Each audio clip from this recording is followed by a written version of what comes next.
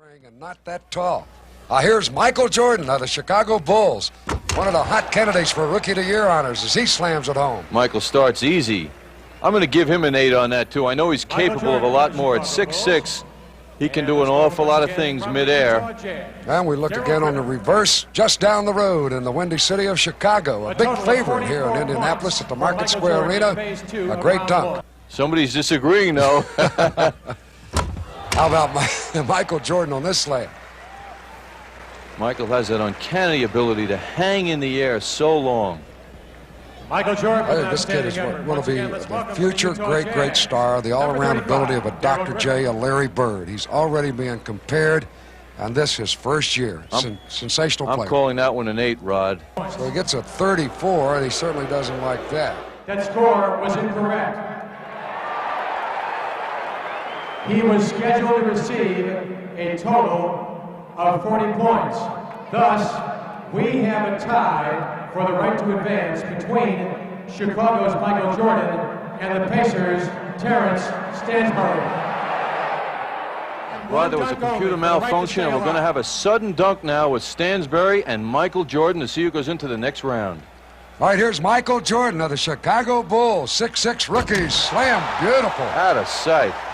Well, he put that ball, he locked it in his wrist, went in, and then from the side dunked it home and then winked up into the crowd. Rod, I'm going to give him a 10 on that. That was creative, and he certainly showed his athleticism and style. The score for Michael Jordan. Look at this wraparound, reach back, and slam it home.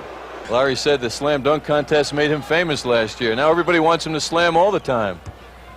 Now we look at Michael Jordan reverse. Now he misses his first attempt, but it does not count. No, you get 2 chances. If you get a total of 5, actually, if you miss 2. So that is not going to cost him anything. That's the improvement this year in the slam dunk contest. Misses don't hurt. It makes the players be more creative, and it will not count against Michael Jordan. So he's going to attempt the same. Hold that ball. Look at him hold that ball. Same play, John. Watch this. Right hand. Bam! Beautiful move by Michael Jordan. The one-handed reverse. I'm calling that a 9, just like that young man. They got all the fans here. We agree. Loving this slam dunk competition.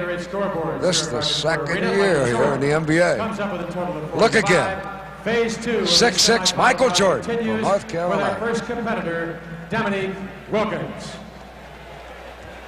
Last effort of this semi-final round. Here's Michael Jordan of the Chicago Bulls. Here he goes. Oh, spectacular. That was a great one. Michael Jordan, that's a beauty. That's a 10 to me. Our first finalist from the Chicago Bulls, Michael Jordan. And our second finalist from down in Atlanta, Georgia, and the Atlanta Hawks, Dominique Wilkins. Dominique Wilkins called heads. It's heads. He is elected to have Michael Jordan begin our final round. Out here is Michael Jordan with a slam. Not one of his best of the day. No, Dominique won the coin flip, and he wanted Jordan to go first. I'm going to give Michael a 9 on that. Obviously, he wanted him to go first because if he did something spectacular, that he would have to reach deep into his bag of tricks and come out with something. And big bucks now. The winner, $12,000. The runner-up, 7. Michael Jordan would have reversed. Now, he was down 4 points going into that dunk. Yet Dominique Wilkins, you must remember, will go last. Out here, he gets set for his second attempt after you look at this replay of Michael Jordan. A reverse, face up, and slam it down. He hits the rim on that stuff. I'm calling that one a 9, Rod. So they give him a score of 44 for Michael Jordan. Michael Jordan is now in a little bit of trouble. This is the last one for Michael Jordan. He feels the pressure. He's going to take his time, Rod. I don't know what he can do to overcome the lead. He's down now, and he's going to really have to do something. Plus, you've got to remember, Dominic gets another shot right behind him. Here he goes. Oh, spectacular. That was a great one. I love it when they lock that ball in their wrist, bring it down to belt height, and then come back up with a sidewinder and slam it in. He actually passed the basket before he let it go down. So another look. Never touching it with the left hand. All the way across, reverse it with the right hand. A reverse cradle by Michael Jordan. That's a beauty. That's a 10 to me. Here's a third look, a third angle. Oh, Same result. All right. He gets a score of 49, one away from perfect. We are ready for the Slam Dunk Championship. And here is the first competitor, Michael Jordan, who unfortunately couldn't be here last year because of injuries. And he was talking, you know, to see him with Dominique Wilkins, who wished him good luck. Oh, just like his commercials. Watch the cut move right here, and the swing over, and then the two-hand stuff as he passes by the basket. Well, I think give him a 10 on that one. I thought that was a beautiful dunk. Michael, again, I don't think he's really put the choreography in that's necessary to get it. I don't think that's going to score high. He's not going to make it to the next round, Bob. Now, Michael Jordan told me he had something special. He may be trying to take off from the free throw line a la Julius Erving. Let's see what happens. He kind of measured it from there. He's going back. That frame may well be it. The people are excited. They like this. I can hear his engines revving now. Air Jordan ready to take off. In Chicago. Got to be a 50 by. He took off just a little inside that free throw line, one hand and double clutch it. Magic Johnson gives him a nice 5 underneath the basket as he got out of the way. Let's watch this one again. This deserves a second look. Michael taking off. The patented tongue comes out just in front of that line. Look at this, the double clutch, the reach out, and the stuff. He got 49. I don't believe it. Unbelievable. There we go. If that's not a 50, I don't know who didn't give him 10, but I want to see that, Judge. Second dunk in the semifinal.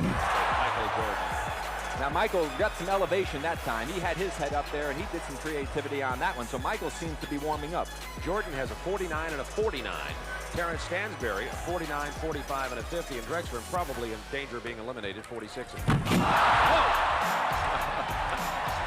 Oh, I love it. He went straight to the basket just like he was floating on air, turned sideways, gave a little move to the side, and floated sideways to throw it in. Will they give Michael Jordan a 50? He hasn't got one yet today. There it is. That is Air Jordan at his best. The semifinalists are going to be Michael Jordan with 148 points in the semifinal round, and Jerome Kersey. Hello. How you gonna keep him down on the ground after he scored a 50? I don't know. What do you think of what's happening so far, Spud, with Michael?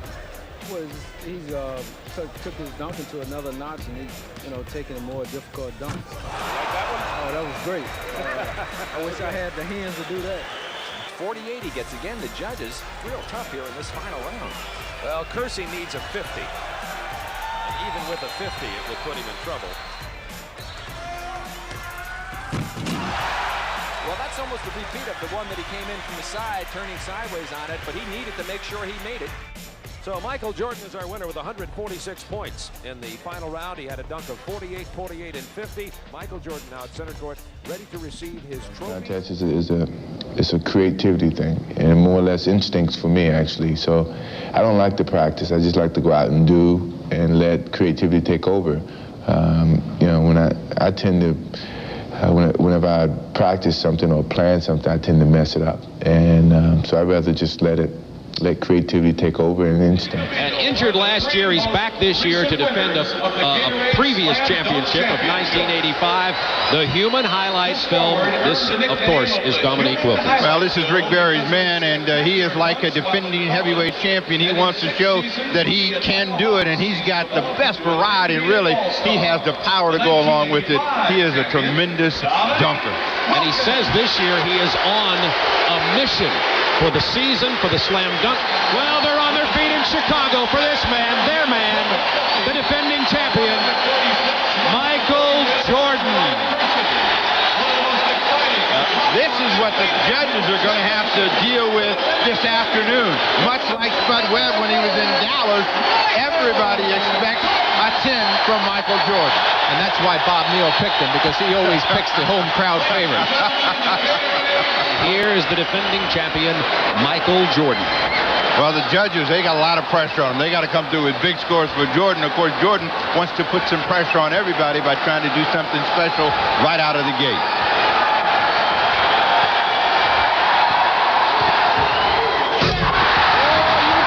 Special. Everybody in the stands flashing a 10. They had him up before he got there.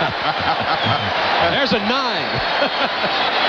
Well, we go back and we'll take a look, and Jordan said, I got to put some pressure on, and you know, again, you can't ever tell what he's going to do. He looked like he might have done a 360 or something, turned inside out, kicks his legs out, and the crowd responds.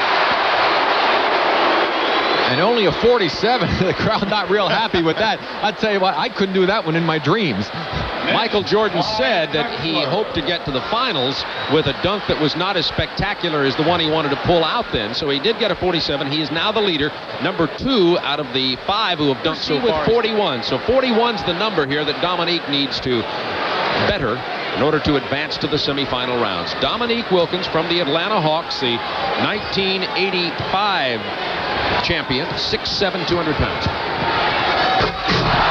Well, that'll draw a high score, I can tell you that right now. Now, we saw a reverse two-hander before, Steve, early in the competition, but not with the flair that Dominique just put on that, or with the power. And the quickness. He exploded into that basket right down there. You'll take a look. Now watch, I think what he does to really give it some juice, he cradles the ball, then spreads his legs out and really throws it down. That's a good pop for Wilkins. And a 49 for Dominique Wilkins to put him in first place. So it's Wilkins with 49, Jordan 47, Drexler 44, Anderson 42. Dominique Wilkins. He first dunked when he was a 5'8", 9th grader. Here comes Michael Jordan. Jordan had a 47 on his first dunk.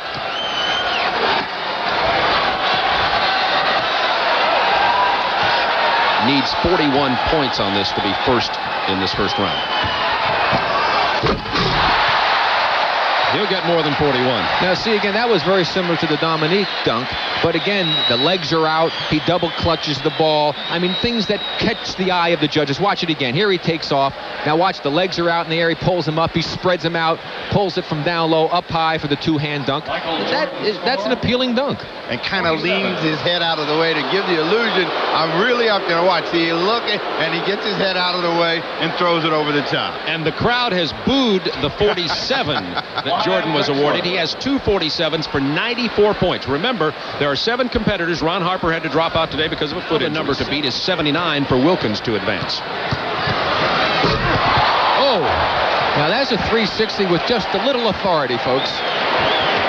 And he does it so effortlessly, Steve. That's what I was going to say. He does it so easy. You know, he just kind of walks his way in and then suddenly explodes. Chicago Stadium, the Slam Dunk Championship semifinalists now will be Dominique Wilkins, Michael Jordan, Clyde Drexler, and Otis Smith from the Warriors. Now, in this round, 3 dunks for each competitor. Well, Jordan got out of the gate last time with something special, and he wants to do the same as we start this round. Uh-oh, he's measuring off the free throw line. Jordan once said he thinks the perfect dunk would be a 360 from the free throw line. Okay, it is T-10 and counting to liftoff. Oh, they're on their feet at the stadium already. This is reminiscent of the ABA Dunking Championship and Julius Erving many years ago. Mission control, ready for launch.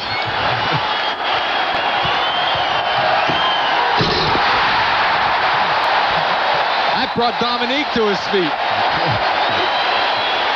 And Jordan says he likes to dribble the ball when he does a dunk as opposed to just running with it because he thinks that's really part of the rhythm and part of the game, and he should do that. And a 50 for Michael Jordan on his first dunk of the semifinal round. Well, Jordan just taking his time, it appears, and I think this is what helps him. He accelerates right at the end, just misses behind the line, but still, that's tough to beat. There you see him coming at you as gets ready for launch. The plant, the tongue out, the flare with the legs and the palm, and throw it through. Very nice, Michael. Little clutch with the right arm as he goes down the first 50 that's been awarded today. And next comes Otis Smith, the 6'5" guard forward from Golden State. All-Star Saturday, along with Rick Barry, Steve Jones. This is Bob Neal. Oh, mercy. He didn't go anywhere but from 15 feet in, but it seemed to be just as impressive, again, because he brought it down real low and then just powered it home. He has so much power. Now just look at this explosiveness as he takes off right in front of him, the complete 360 wheeler-dealer through for a 49. So it's been Jordan with a 50. Wilkins with a 49, Drexler with a 45. There are 3 dunks in this semifinal round. You think the judges might be thinking they might not be able to get out of here if Jordan doesn't win this thing. That was a tremendous effort by Dominique Wilkins. Why do you think I picked Michael Jordan earlier? I grew up not far from Chicago Stadium. You got to call them their way. 49 for Dominique Wilkins. He's not real happy with that. He would like, of course, to have had a 50. He said he's on a mission to prove he's among the elite of the NBA. I would agree. I don't think he needs a mission. I'd like to know who didn't give him a 10 on that one, Dominique. That's what I'd like to know. Now, Michael Jordan with the second of his 3 dunks in the semifinals.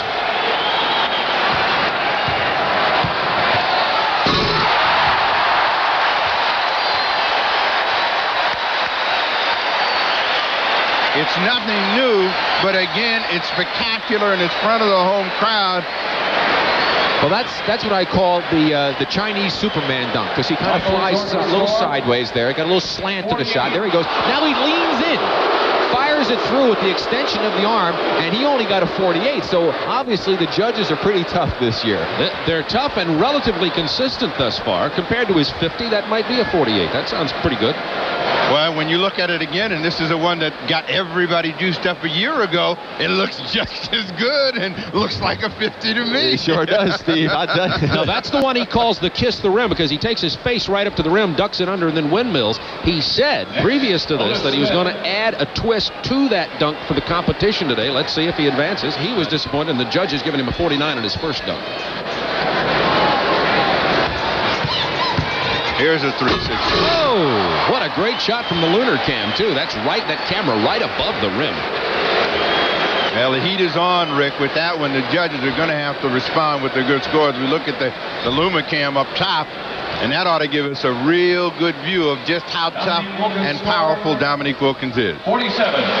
Oh, he got a 47. He's not going to be happy with that score. 49 the first, 47 on this one. I disagree. Well, now I'll tell you, see, he put a little flare after he put the dunk through, but when he went up, he makes the spin move, goes up nice and straight, holds it on his hair, didn't do anything spectacular with the arms. He didn't put as much flair as he normally does into his dunk, Steve. So I would think that score was more indicative of what he had performed as opposed to the last one, which he deserved the 50 on. Well, so that's going to put him into the championship round with Jordan. They get one more dunk. Well, he's got to make sure he just makes the next one. I think the other competitors have basically almost eliminated themselves. Unless Dominique were to miss 2 of them, he should go in. Same with Michael. Jordan has 98 points. Wilkins 96. Drexler 87. Smith 67. Virtually eliminated. Oh, and there's a miss, but Jordan will get a chance to replace it. But he has got to be careful now, because he must make the dunk. Otherwise, the maximum he gets is 25, and that could be costly. That could make the situation resulting in one of the other players to sneak past him. This might open the door for Drexler. I think Smith would have to come up with something awful powerful. That may have closed the door. Well, this is the semifinal round. They got 3 dunks each. That was the same dunk he had just missed, and he made a slight adjustment, and you get a look high above. Now you saw him throw his arm down in there. He was making sure he didn't miss that one. Watch the right hand now. Up high, his hand is there. He ducks out of the way. Now watch him throw it down in through. Now I think 47 is a tough score. That was a very impressive dunk. I think the judges might be affected by the fact he missed, but they're not supposed to be. 145 is his total for the 3 dunks. He had his whole arm in there, Rick. He did. He definitely had to duck his head out of the way of the rim. And that's the twist he was talking about putting on that kiss the rim. In other words, Wilkins has 96 coming into this, his 3rd dunk of the semifinal round. Needs a 49 to tie Jordan. Started in front and finished on the other side, and we'll see how the judges like it, if that's enough to push him past Drexler. I think he was just making sure that he got a good enough score to make it into the finals. He really was in a good position. Here you see him bring it up. And again, the double clutch down, back up, and over and through. And this is, again, the flair that he has. As he goes up, he's high, all the way back down on the clutch move, past the basket, and then brings it back for the 2-hander over the head. Not your routine 2-hand over the hand dunk shot. A little more flair. He does get a 47 to give him 143 for the semifinal round. So the 2 finalists will be Previous champions, the defending champion Michael Jordan with 145 points in the semifinal round, and Dominique Wilkins with 143 points in the semifinals. And this is what the crowd's been waiting for. The championship round. There will be a coin flip to determine who goes first. I think I'll change my pick. It's too late. It's too late. Well, at least my pick is still in there. So Michael Jordan and Dominique Wilkins. This could be good. I wonder if they've saved anything for the championship round. Well, Bob, I think that if if Dominique's going to have a chance to beat Michael, he's going to have to get some kind of a running, floating type of a shot as opposed to just a strict power move. Here's the slam dunk championship. Michael Jordan, Dominique Wilkins. And I ask you fellas if you thought Jordan should let him go first or not. Well, I think that Jordan probably did the right thing. He's going to put the pressure on Wilkins. And Dominique is going to give a little running start to this one. Not much, though. From high above the rim. High above the rim. Well out in front. I think that's the key, as well as the height, how far out in front he caught it when he's able to hammer it home. And again, he makes it look like it's routine, but watch, look how far away he is. That's a great start for Dominique. And look, still going up when he caught it. Right, and he stayed up for so long, took off from just inside the bottom of that circle, and was able to throw it through with authority as he tossed it up from the top of the key. We'll watch one more time. Here he is from the top of the key, the perfect toss, the perfect timing, and look at he stay up, and throws it through with power. And the perfect score of 50 on that dunk from Dominique Wilkins, now the defending champion. Well, now Jordan does have his first taste of pressure in the slam dunk competition.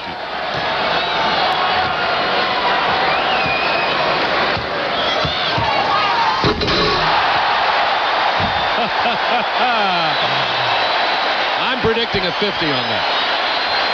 Pretty hard not to give him 50 on that one, Steve. That was impressive. That time he did the two-hander double clutch, as he did look like the kiss the rim type of dunk he done before. He got a 50. Well, we're still even as Jordan goes up and takes it way down and then hammers it home over the top. And you'll see from way up high just how difficult it is. And we'll see the Dominique Wilkins reaction. He looks like a heavyweight fighter who's just taken a roundhouse right, and now he's going to set to throw another one. So that's the second 50 of the day for Michael Jordan, but remember the scores from previous rounds don't advance. This is the championship. Dominique Wilkins and Michael Jordan.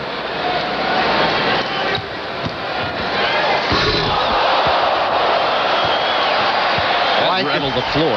Like 45 being shot someplace, that one exploded at the bottom of the net. And that even has the Chicago fans humming because the power that Dominique has. He has more power than any dunker that I've seen play this game, with the creativity also going along with it.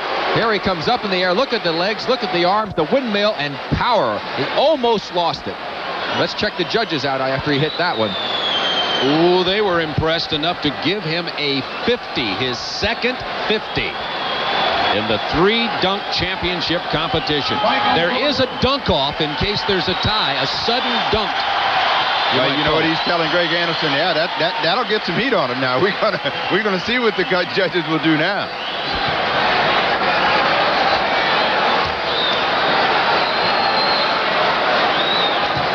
Jordan for his second, got a 50 on the first. Oh, look what's going through his mind. He said earlier, sometimes he doesn't decide until he's in the air.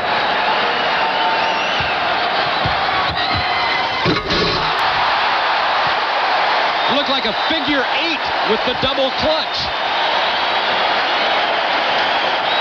This is much like a heavyweight championship crowd, and they are trading big, heavy right punches. Jordan took a long time to think about this, knowing he had to get the judges' attention. A 47 was awarded on that dunk. Oh, that is some great creativity. And you notice he's going with the two-hander, Steve, to get a little more power as we watch the reaction of Dominique Wilkins as Michael went in for the dunk. And he just waits to see what the score is. There's another look at that dunk. Now watch when he takes off. Look at the way he moves the ball from the right down low to the left, two hands, and throws it through with authority. These judges are going to need the National Guard to get out of Chicago Stadium. Yeah, it's a hostile, ugly crowd now. Well, Dominique only needs to come up with a great dunk here. If he gets a 49 or a 48, 49 he can't lose, or 48.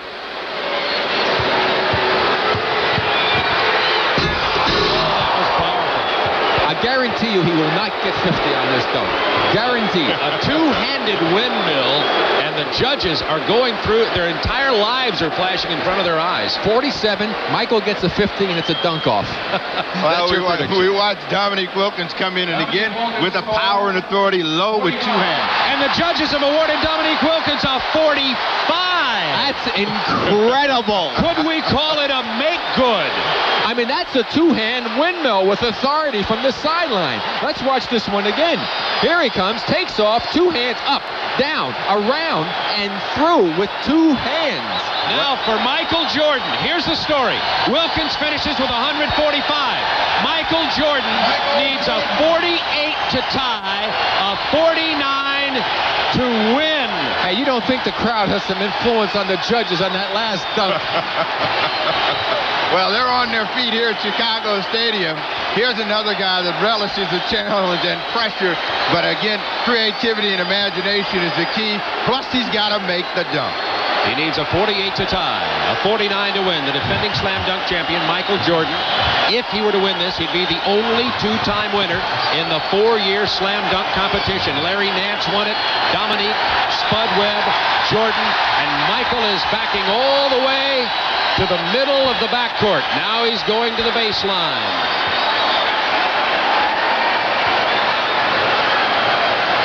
If he could somehow do some sort of spin on the way to the hoop, Rick, I think that would almost ensure it for him coming this far away. All he needs to do is make it from the free throw line like he did before, and he'll win. And he misses. He does get a replacement. He does get a replacement. Now let's see if the miss influences the judges, even if he pulls it off, because he took off a little further inside. His legs may be getting a bit tired. He's had to do a lot of jumping here this afternoon. Needs a 48 to tie Dominique Wilkins. A 49 would win for the second year in a row. The fans are all on their feet, or most of them are anyway. Now the only way that he's going to lose this competition is if he misses this dunk.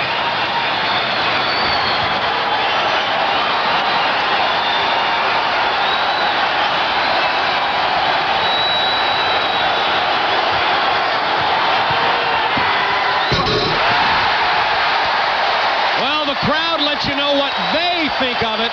Now we will wait for the judges. A 48 ties, a 49 wins. Michael Jordan score 50.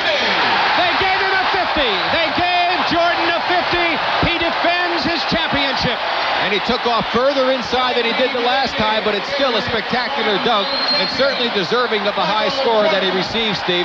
But Dominique Wilkins got the short end of a very impressive dunk. Consistent judging all day until the last two dunks prior to this, the 47 and the 45. A note was passed down to the judges. This is Chicago. The home fan advantage, I think, worked in favor. There's Dominique watching that last dunk. Well, it's like figure skating or any kind of gymnastics, any kind of sports where judging comes into play. There are going to be those who believe that Dominique Wilkins had the most spectacular performance today.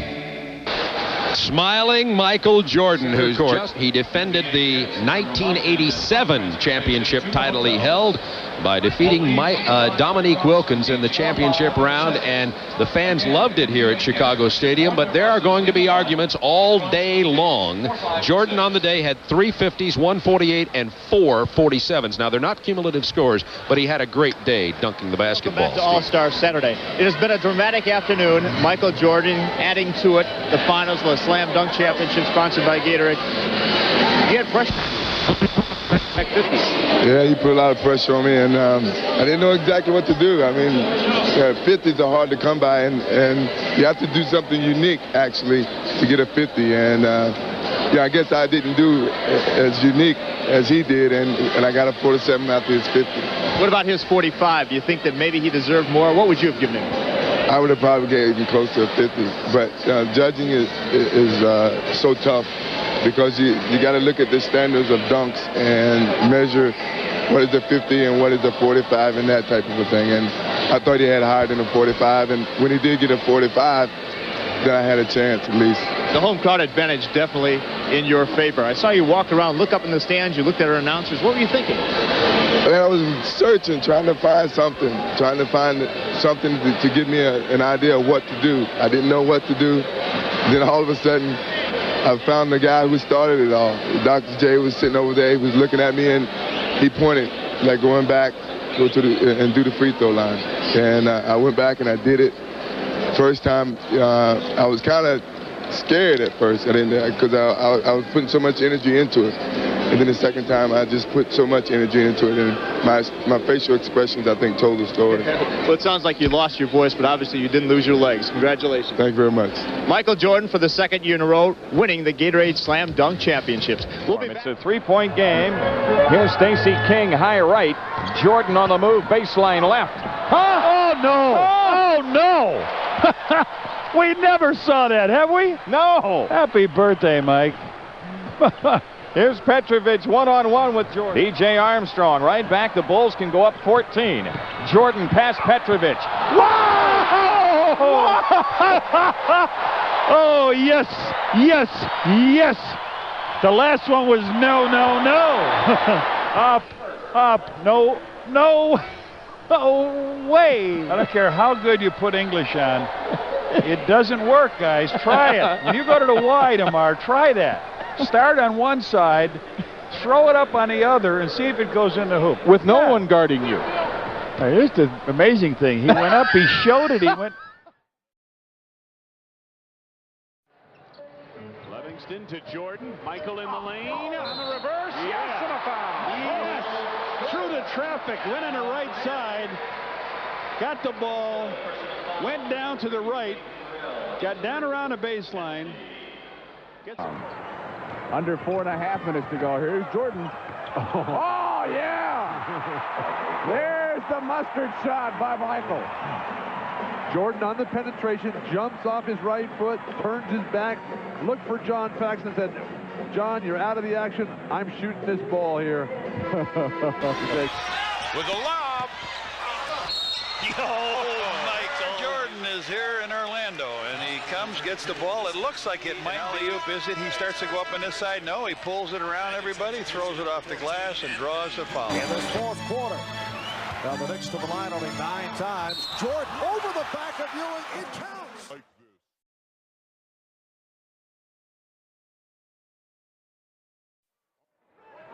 Jordan driving Herb Williams, lost it, got it back. Oh, yeah. That's 3 highlight film plays Michael's made tonight. Drains a free throw here. Michael, nice fake, baseline, puts it up. Yeah. He makes the hoop, and everybody says he pushed off. It's a little drop pass. He fakes around Mason. He goes up. The collision. Michael Jordan. Oh, nice. MJ. Building thought Michael didn't know where the basket was. Down he went. He got spun around. Yeah, he knew it was there, though, didn't he? That will be on all the highlight films tonight. Here it is. You'll see this. Armstrong kicks it into the corner to Grant, off to Pippen. Nice pass for Jordan. His shot partially blocked by Long, but he hit it anyway. And a foul. Give him a 10 on both ends of the floor. A 10 for Grant Long's defense and a 10 for Michael's finish offensively.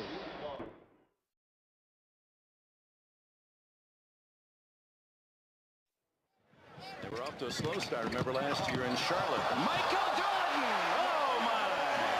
Michael just adding one more to the highlight film. Interception by Isaiah. Inside and led the Lakers to the title. Jordan! Oh, no! He had no shot, nowhere to go, but found the way.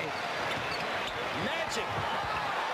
Bulls lead down to 7. It was 11. Here's Jordan in deep on Elo. Michael made one move here. He goes in. He gets wrapped up, whacked. And Michael just flips it over his head. Looks over his shoulder in the... Uh-oh, Mark, watch out. Jordan on the drive. Oh, tricky. He takes the ball and watch what he does when he gets it up. He goes with the right hand, but he puts it back in the left. Yes. Longley thought he was coming with the right hand, but I want to tell you, Rook, a lot of guys thought he was coming with the right hand. Scott Williams able to get to the loose ball, but he's followed up Jordan with the recovery, and Jordan is fouled. McDaniel rotating across, just basically goes after his body to try and stop it. Jordan with the strength, the concentration, and now he is up. His battery, his energy level is up. Oh, what a step by Jordan! You know, Marv, that time he spun away from the double team, caught Ewing coming at him, and went up underneath. Great move. Just a small hand check, in their opinion. Michael Jordan with a spectacular move. Michael Jordan, when you catch him down low along the baseline, he has the ability to create and make something happen, and then obviously... Jordan. Oh, what a move by Michael Jordan. He's got a little guy, they just couldn't get it to him quick enough. Cleveland did not react in time to help out, and then just a sensational move by Jordan, who is behind the backboard, couldn't decide which hand to shoot it with, still converts it, picks up a foul. Remaining in the fourth quarter, Michael Jordan. Oh, what a move by Jordan. There it is, he's open. Hurry up and get it to him before they recover. How he does it, incredible. 36 for Jordan, 15 of the first half. 2 minutes. If they take it, Michael goes again. Jordan! Yes! Whoa, yes! Michael has saved his best for last. Michael tongue a-going. Reggie Emmett follows. Players all over the left hand. Watch Michael go to work. Switch to the left hand. Draw the foul on Jordan. Stacey King out to set the screen. Goes baseline instead with the left hand. He couldn't get under. Watch this. Michael runs into a brick wall right on this side of the basket. What's he do? He stretches it out, up off the glass. Lawhouse got him a field goal. That was in the first half. Here's Jordan. Oh, yes, it counts. To the fans, satisfied, right? I mean, they came to see this Superman do something. And he... Isolated against Dumars. Moves inside. Double pump. Yeah. Got to check him early. Yes. Oh, good move. Jordan. Is he a good billiards player? Does he play billiards? The fake was everything, and then the shot was just like icing on you're supposed to do it. And then I know you can't do this, but anyway, no other human can do it either. Bucks and Bulls tie. Jordan gets the step on Day. Super play. Super play by Michael. He's got 6. Drives the right side, winds up with the right hand, and curls it off with reverse English. Michael makes the drive. He takes off, and guess what? Paxson to Pippen, 3-on-2 to Jordan, and the foul is good. Yes, it's started. Michael Jordan with the slap on his wrist. Watch this as he comes down the lane. He gets it from, he goes up. He's going to whack himself here. Whap out of his hand over. Again, the Jordan-Starks matchup. Jordan, beating Starks off Point in the first half, but we have seen him explode a number of times in the second half. Now Jordan played by Mills, driving over to help. Jordan able to slip through and hit. Help is all coming. This time, once Michael beats Mills along that baseline, no way Michael Cage can get there as he finishes off. Jordan to the reverse. 2 for 9 now for Charlotte in this quarter. Michael Jordan with a miracle shot. Push off with the left arm. Let's watch it closely. Bob, we talked early in the first half. What he brings. Jordan hard to the hoop. The reverse from Michael. They're on their feet. Jordan goes away from the double team. You got to force him back to the double team. But look at the spectacular finish. It's Houston that goes 7 minutes without scoring in the fourth quarter and still wins the game. Michael Jordan. And Michael splits him, goes inside. Yes, it is. Everybody on the floor. Mike goes with the left hand. Down the floor. It's in the hands of the good free throw shooter. Is Mike going to go to the hoop? Yes, he does. What a great job. Here he comes. Up, cups the ball. Here's the whistle. Flips it up. Rodman. Oh, my God. Michael Jordan backing in. Well, Hardaway and Askin switched off. I can see him switching off and double teaming Michael away from the ball, but that's the last guy you want to leave open. Askin tries to come over and help out. But The sports issues of the day on the simulcast of CNNSI. Anytime you get it, the man in the corner goes back door, which he does. How about this one? He's kind of hoping. He's kind of You've got to go down inside, get the high percentage shot if not get fouled. Well, instead, Jordan gets the basket and gets fouled. Showtime. He wasn't even looking at the basket when he went up for that shot. Let's face it. That's insane. Now just watch this as he spins baseline. He comes into the traffic, just throws it up, hoping. First time we've seen it. Randy Brown checks in for Chicago. Oh, Michael Jordan. the grace and the distance that Michael covers right here. Made that look nice. Jordan guarded by Miller. Got around Reg. Yeah, Bulls 96, Pacers 79. Tom Scotty wants to post up down low. There, Mike, look at this. Oh, man! Michael with a hang time move. The good hang time we talked about up. Lets Murray come down. Hangs up there. Screen. Drops it inside. Extra feed. Jordan in the air. Tip. Jordan setting it up on Cheney.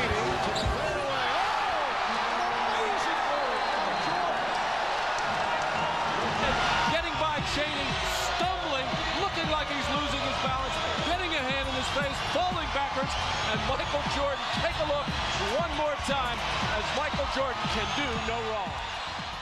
Poor game in the playoffs from the line for Karl Malone. Not enough. Jordan. Yes. Michael Jordan drawing glass with the reverse. Side hanging in the air, clearing the defensive pressure, and using the glass on the opposite side just beautifully. He turns the corner and nobody closes him off. Everybody's trying to get in the air and block his shot, but he just The keeps last going. 5 shots and some sloppy pass work. Jordan. Yes. He thought he was fouled. Station with Bennett. Salvatore. That's 3 on Dennis. Terrific pass. Jordan off to the slow start. But when the final box score is in there, he'll have big numbers. Gets the first basket and draws the foul as well as he eased his scrambling Boston Celtic team all over the floor. Jordan goes in, and they're going to call the blocking foul. He gets the call. He gets the call and gets the basket. And Phil Jackson just gave us a quick movement better than at any time that he played for the Knicks. He was off the bench in the defensive right back. stance.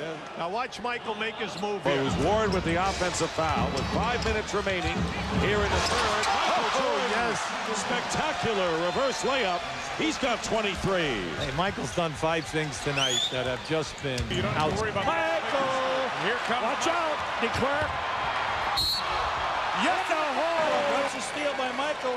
Here it comes now. Head down race by number 45. Michael gets there with him and double clutches and catches around. With the boards. His 14th rebound. Jordan nearly rubbed and the shot's going to fall.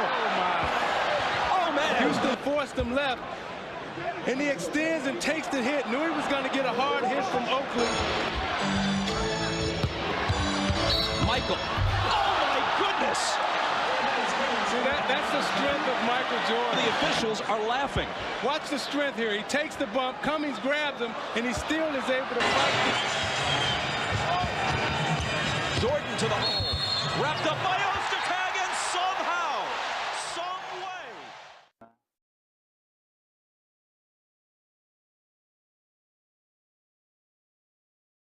Jordan was a nightmare to guard. Yeah, he was. He was. We used to get scouting reports on certain guys, and you look at the scouting report, and they say, well, you can take your right hand away, take your left hand away, push him this way, push him that way. On him, it's just like, good luck. Y'all need to go back and watch some of that young Mike Jordan. The guy averaged 37 points a night with hand checking. Yeah. So I think Michael would have strived. It's like seeing God. Michael Jordan was the most complete basketball player that's ever lived. Complete. You're not going to lose with MJ. If Michael played today, in this era, he'll average 50. I am 58 years old. I watched basketball my entire adult life, from press row, from courtside, from the kind of seats where you can hear what players say to each other when nobody is supposed to be listening. I watched Magic. I watched Bird. I watched them all. But when Michael Jordan walked into a room, any room, something changed in the air. Not his game, not his numbers, not the 6 championships, something that existed before the ball left his hands. Something that every player who ever shared a floor with him spent their whole career trying to explain and never quite got there. Nobody has told this story the way it actually happened until right now. Stay with me. Because what I watched in those buildings, what guys told me in quiet voices after games, it explains everything people argue about today and never resolve. The top 75 celebration, every living legend gathered in one place, every player who had ever changed this game standing in the same room. LeBron James was there. Jerry West was there. Men who had carried franchises on their backs for decades were there. And then Michael Jordan walked in. A man named Terrell covered the league for a Philadelphia paper for 19 years, was standing 8 feet from me when it happened. He leaned over and said, "I have covered every major sporting event in this country for 2 decades. I have never seen a room change like that." Every player turned, not out of obligation, out of something instinctive, something that does not have a name in any scouting report. That is not a stat, that is not a ring, that is something else entirely. Here is what people say about Michael Jordan. They say he was the greatest scorer this game has ever seen.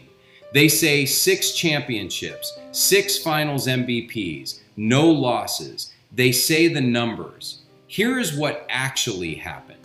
The men who played against him, studied him, game planned against him for entire seasons, they knew things about his game that the television never showed. They counted his dribbles. 1 dribble, 2 dribbles, right hand coming. They knew his fadeaway going right was different from his fadeaway falling left. They knew he faked the fadeaway, then went up and under. They knew when he put the ball in his right hand, he was not passing it. They had meetings about it. They had film sessions dedicated specifically to his tells and his tendencies. Veterans who had been in this league for a decade sat in film rooms before Chicago games and built detailed plans around every single habit Michael Jordan had ever shown on tape. None of it mattered. Because what those same men will also tell you is that understanding Michael Jordan completely and stopping Michael Jordan were 2 entirely different things. You could know everything. You could prepare everything. You could run the perfect defensive scheme. He was still going to score. And here is the part that nobody says out loud enough. His rookie year. Players who watched him walk into the league that first season said privately they had never seen someone play that hard in their entire life. Not that hard consistently, not that hard every single night for an entire season. The assumption was he would slow down, that no human being could maintain that level of intensity across a full NBA schedule without the body or the mind eventually finding a way to breathe. He did it for his entire career. Not one season, not a memorable stretch. Every year, every game, the same relentless standard from the first night of his rookie season to the last game he ever played. That is not something you can coach into a person. That is not something a training staff builds. That is something a person either has inside them or they do not. The 0-0 mentality. This is the thing I watch that nobody talks about correctly. Michael Jordan treated every moment of every game as if the score was tied with nothing played. Up 20, down 10, fourth quarter, first quarter. The number on the scoreboard was information he chose to ignore. He applied the same pressure, the same intensity, the same suffocating focus on both ends of the floor at minute 47 as he did at minute 1. I watched him do this up close. I sat close enough to see his face during timeouts when teams were up big, when the natural human tendency tells even the greatest players to exhale just slightly. His face never changed, not once, not in all the years I sat close enough to watch it. A teammate described it this way: when you got up 20, you wanted to breathe. Michael made you feel like breathing was going to cost you the game. So you kept going, every possession, every minute, because he never stopped. That is not athleticism. That is a different kind of human being. 10 scoring titles. Let that number sit for a moment. Not 2, not 3, not the 5 that most people would guess if you asked them cold without looking it up. 10 times he was the best offensive player in an entire league of the best offensive players on earth. And in one of those seasons, the same season, he was also the defensive player of the year. Best offensive player and best defensive player in the same league in the same year. Only one player in the history of this game ever did that. Only one. The argument people make about LeBron James is real, and it deserves genuine respect. A man who stands 6 feet 9 inches tall and weighs 260 pounds and moves like a point guard. A physical freak of nature in every measurable sense. Bigger than Michael, stronger than Michael, built like something this game has never housed before in a single human frame. LeBron will facilitate. LeBron will initiate the offense, score when needed, rebound, make the right pass, do everything the team requires in a given moment. That is real, and that is rare. Michael Jordan was different in a specific way. He did not facilitate the finish. He was the finish. In the last 4 minutes of a game that mattered, he was going to score or he was going to get fouled and make both free throws. Those were the options the defense had to choose between. There was no third option. There was no scheme that removed both possibilities simultaneously. And that specific quality, that three-dimensional finishing ability in the moments when everything was on the line, that is what separated him from every other player this game has ever produced. And every person who ever played against Michael Jordan, coached against him, scouted him, game planned against him across a full career will tell you the same honest thing when you push them past the politics of the answer. One game, your life on the line, Michael Jordan or LeBron James? The answer is Michael Jordan, always.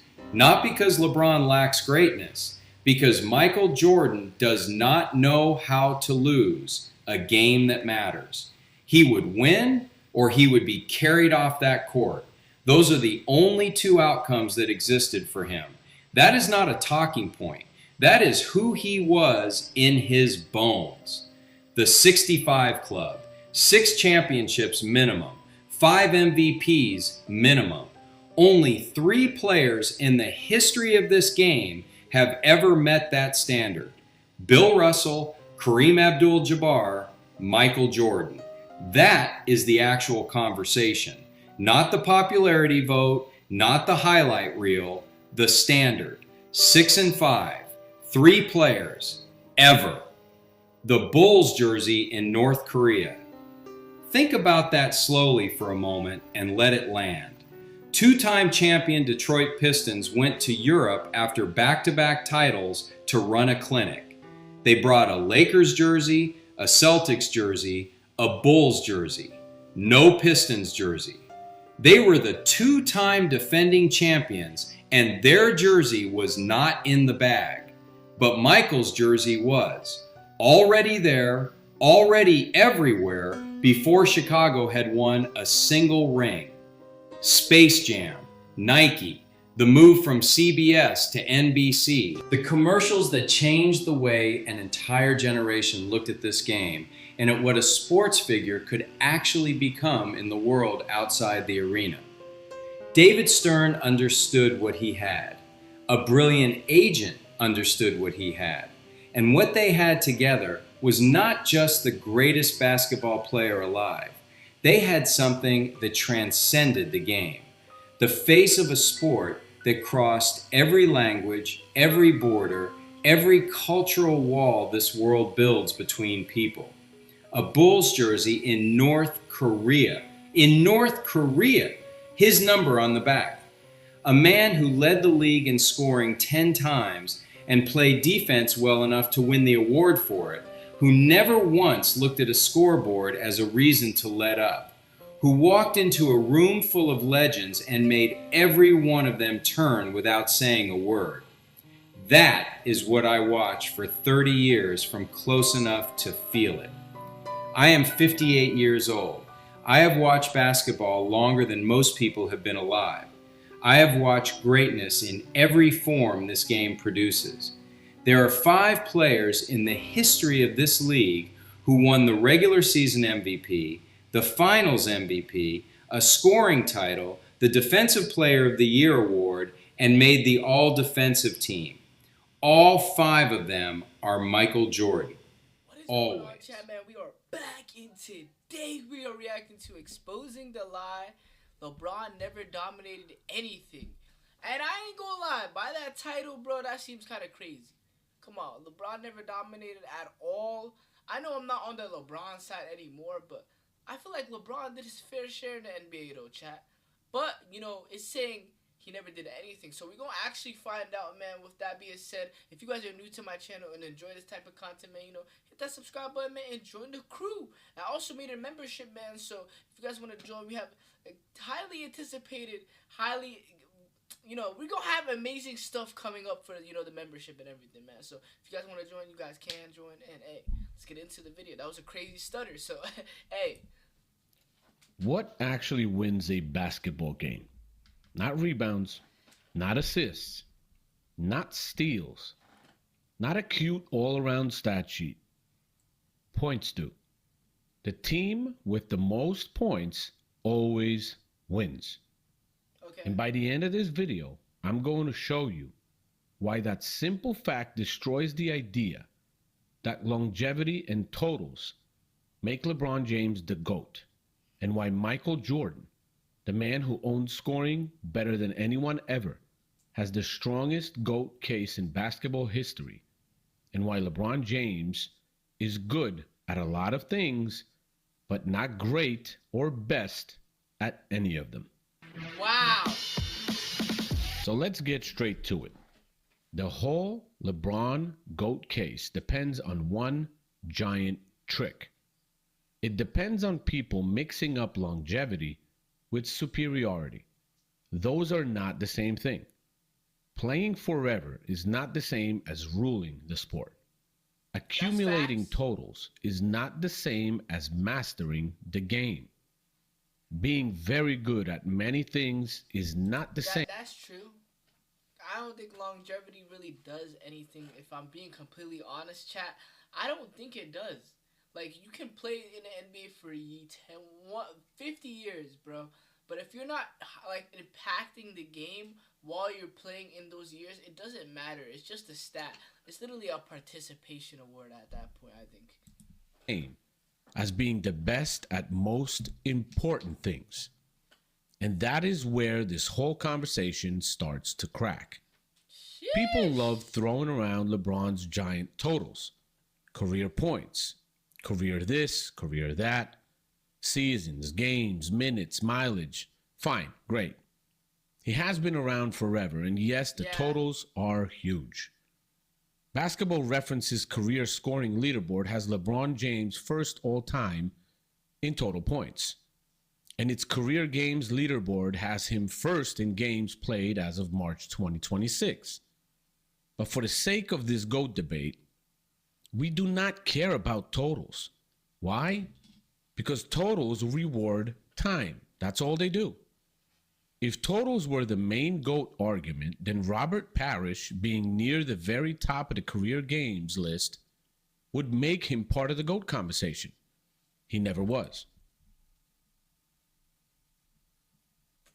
I don't know.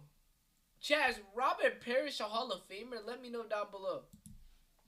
John Stockton being the all-time assist leader would make him part of the GOAT conversation.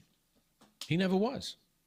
Kareem Abdul-Jabbar, sitting on the career points throne for decades, should have made him the undisputed GOAT forever. Yeah. Never did. Basketball Reference's career leaderboard shows Stockton. Yeah, that makes so much more sense. Oh my gosh. Stockton first in assists and Parrish right at the top of games played. LeBron just passed them. Yet nobody seriously built the GOAT debate around that alone. Okay. So let's stop pretending that all totals are sacred when they help LeBron, but suddenly don't define greatness when they belong to someone else. My standard is simple. I do not reward time more than I reward dominance. Okay. I care about who repeatedly proved they were the best at the biggest things that decide basketball games. And the biggest thing that decides a basketball game is not complicated. It's simply points. A team can have more assists and still lose. A team can have more rebounds and still lose. Facts. A team can have more steals and still lose. Facts. And a team can even shoot a better field goal percentage and still lose if the other team gets more shots, hits more threes, or gets to the line more. But the team with more points always wins. That is unquestionable. Okay. That is not an opinion. That is a scoreboard. Yeah. So if points are the ultimate currency of basketball, then the player who dominated scoring better than anyone ever did should have an enormous edge and advantage in the GOAT debate. Simple. And that player is Michael Jordan. Jordan is a 10-time scoring champion. And its career... Break that down, chat.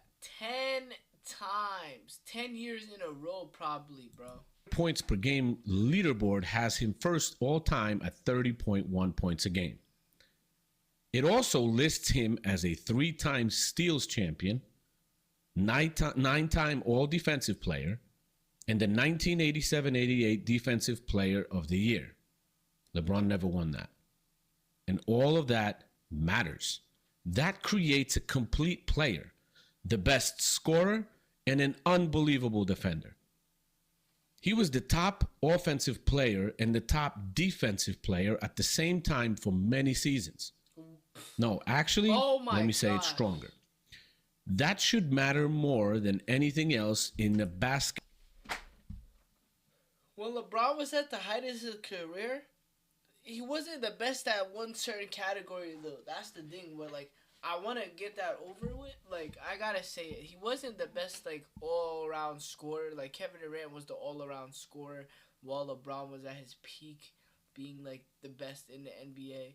Who else? There was, like, he wasn't the best shooter. Like, you know what I'm saying? Like, Jordan was the best defender, and he was the best scorer, bro. Basketball GOAT debate, because Jordan did not just score a lot. Jordan did not just stick around. And Jordan did not just stack numbers for 20-plus years like LeBron. Jordan repeatedly walked into his seasons and made it clear that the most important offensive skill in the sport belonged to him. 10 times, 10. Not 1, not 2, not, well, he was at the top 3 a lot. No. 10 times, guys. That is not versatility. That is not accumulation. That is not longevity. That is superiority. Season after season after season, Michael Jordan owned the single most important individual category in basketball. Now, let's flip it over to LeBron. Because this is where the propaganda machine always gets quiet. LeBron James, according to Basketball Reference, is a 1-time scoring champion and a 1-time assist champion. What year was it when he won the scoring championship? That's it, in terms of those classic major season leader crowns. That's all he's got. 1 scoring title, 1 assist title. Wow. Think about how insane that is. This man has played forever, 23 seasons now. He has had endless opportunities, more than anybody else. He has played in an era built for offensive numbers, spacing, freedom of movement, softer perimeter rules, and media protection. Yeah. And yet, when you look for repeated seasonal I don't even think Jordan had media protection like that, though. I'm going to be honest. Dominance in the classic major categories, there is no signature category that he truly owns. None. That is devastating to the GOAT case. And yes, I know the defense already. LeBron is a jack of all trades. LeBron affects every part of the game. LeBron can do a little bit of everything. LeBron's the most complete player. Okay. And that phrase in the beginning, that he's the jack of all trades, sounds nice until you remember the second half of it. Jack of all trades, master of none. And in a GOAT debate, master of none is a huge problem. Because the greatest players ever usually own something. Michael Jordan owned scoring, 10 scoring titles. John Stockton owned assists. He's listed as a 9-time assist champion and 2-time steals champion. Wilt Chamberlain owned rebounding.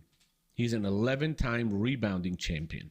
A 7-time rebounding championships?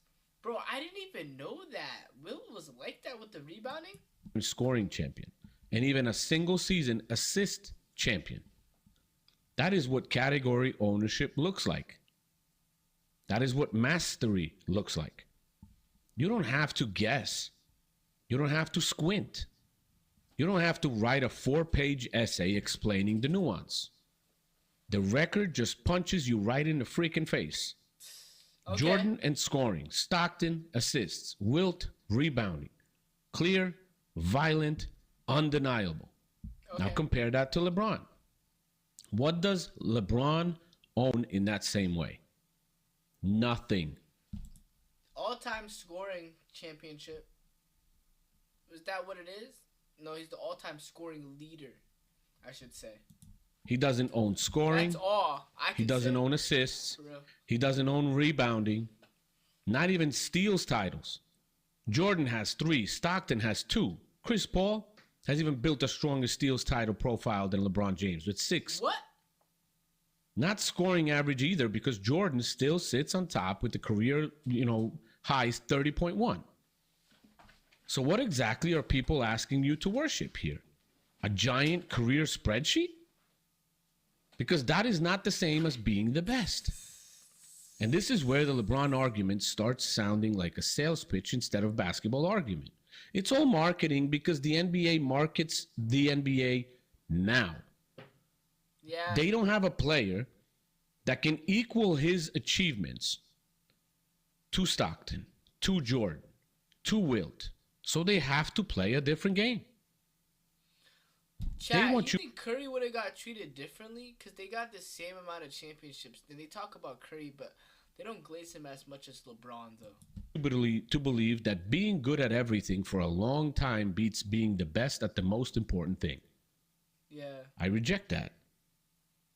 Because the game itself rejects that.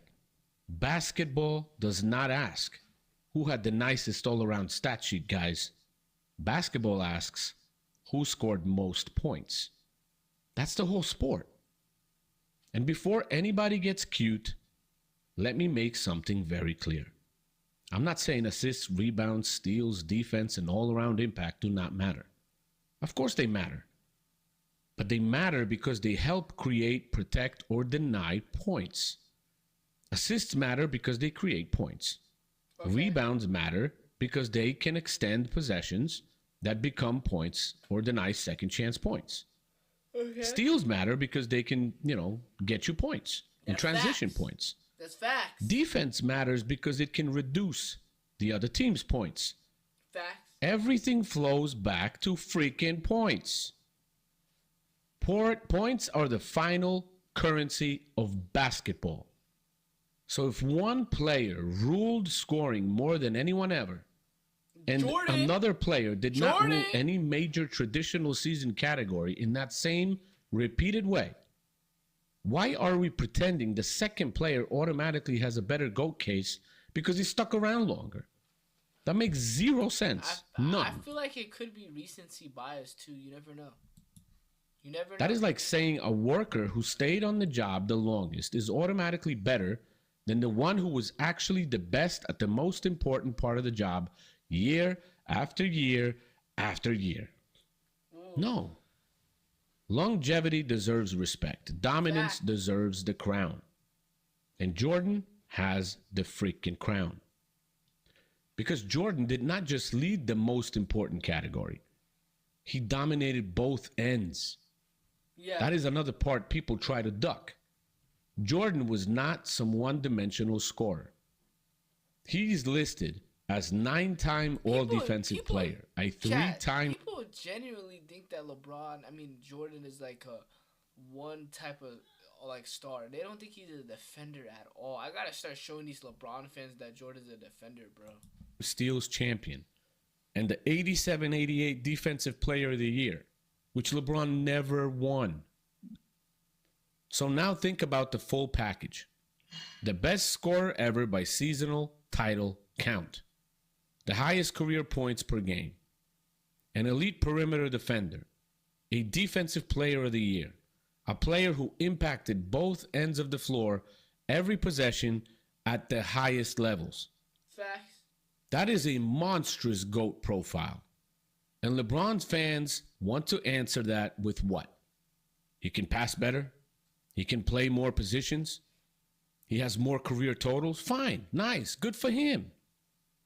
But none of that erases the central point. I don't know how LeBron fans will argue with this, bro, because he's spitting facts, bro. Like, the old me, bro, I would try to argue my way out of this, but I'm not going to lie. There's no way you could argue. Jordan mastered the most important offensive part of the basketball to a level LeBron never touched. 10 scoring titles to 1 is not a small difference. It is not a minor edge.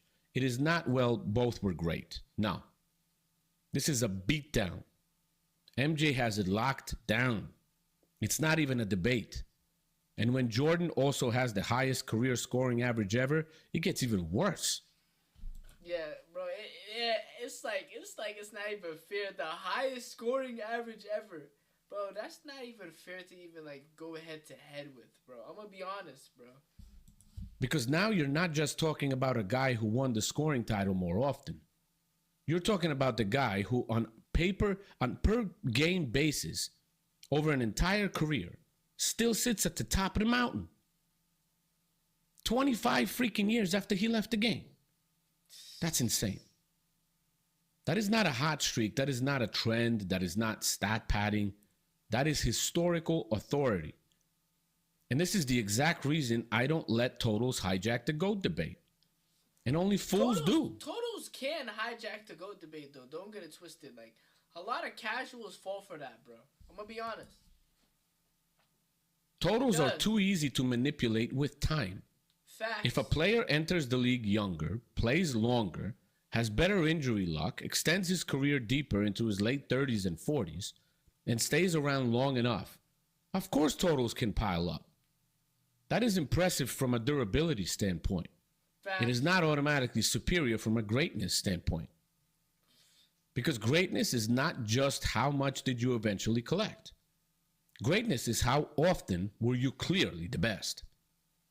That is why the season leader lens matters so much. It exposes the difference between being around and being on top. Now, LeBron was around forever. Jordan was on top. Yep. That is the difference. And again, for the people who are going to get emotional about this, let me say it clearly. LeBron is a very good player, no question. But a very good player is not the same as the greatest player. And when you put him under the microscope of repeated category ownership, any category, the GOAT case gets much weaker than people want to admit. Because he does not have that one overwhelming season after season signature dominance that screams, yeah, this it's not like belongs to me. Back to back. It's like a down year, not making the playoffs. Then you come back, you make the playoffs. Then you get out first round. Like, it's bad, bro. It's bad. Yeah, bro. And then Jordan doesn't help. You had to get a super team, bro. Scoring. The most important stat in basketball. The stat that directly decides who wins. And with that, he was one of the best defenders throughout all of his career as well. And because Jordan owned that category more than anyone in history, while also bringing elite defense to the table, his GOAT case is much stronger. Not prettier, not more fashionable, not more media approved.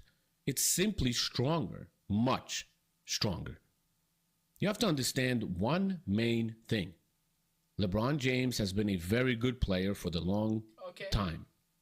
Jordan has been the best player while he played for the longest time. Yeah. He also never failed in the People still wear Jordans, bro, every day. Finals, where LeBron did multiple times, always blaming his team and teammates. So let me bring it all the way home. A team can have more assists and lose. A team can have more rebounds and still lose. Facts. A team can have more steals and still lose. Facts. A team can have more style and still lose. Facts. A team can have more social media hype and still freaking lose. But the team with most points always wins. Wins the game, yup. This is a crazy video, chat. I ain't gonna lie, bro. This is a crazy video. And the man who dominated scoring more than anyone ever, while also being one of the best defenders in the era, has the strongest case to be called the greatest player ever. That man is Michael Jordan. Not because he played the longest, not because he accumulated the most, not because people needed a spreadsheet to explain him, but because season after season, superiority is king. Yeah, okay. And it's not King James. It's actually King Jordan. And Jordan ruled the most important part of basketball. It's actually King Jordan. Oh my God. I was not expecting that. I was not expecting that at all, chat. What? Better than anyone who has ever lived so far. That's why the GOAT case is his. And that's why LeBron's case, once you strip away the totals and longevity worship, starts looking a whole lot more like this. An incredible all-around player, an unbelievable compiler, a historic talent, but not the master of the one thing that matters most. He wasn't the master of anything throughout multiple seasons. He was just always around the top in scoring, around the top in assists, around the top in anything. Damn. And stuff like that. He was also around the top in turnovers. Okay. Just FYI. Throughout 22 full seasons, he was all defensive team only 6 times. In 22 seasons. Only 6 times? Bro, see, sometimes it's hard to defend LeBron, bro. Because, yo, you've been in the NBA for a long time. Only 6 times all defensive team?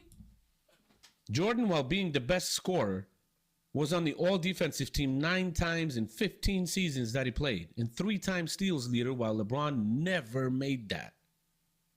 LeBron is not a better scorer than Mike, not a better playmaker than Stockton, not a better defender than Mike, not a better rebounder than Wilt, or even Rodman, or many other guys. LeBron does not lead... Chat, do you guys think LeBron's a better rebounder than Jordan? Let me know in the chat down below. In most titles in any category in history. Not 1, 0. He doesn't lead in anything. Except totals which time and health allowed him to accumulate. And in the GOAT debate, that matters more than anything. Points are the ultimate currency of basketball. Facts. Jordan owned them. LeBron didn't.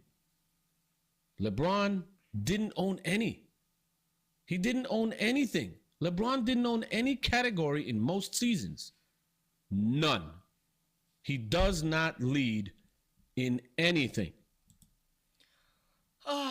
Chat, I ain't gonna lie. This was a crazy rage bait type of video.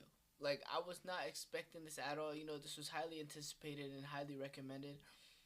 Bro, I did not look at the GOAT debate like this, bro. Like, I did not see it this way. And he was talking about points, you know what I'm saying? So, it was different, bro. This was a different type of experience, man. But, chat, you know, this is the end of the video. So, make sure to like, comment, subscribe. And I'll catch y'all next time. Yes, sir.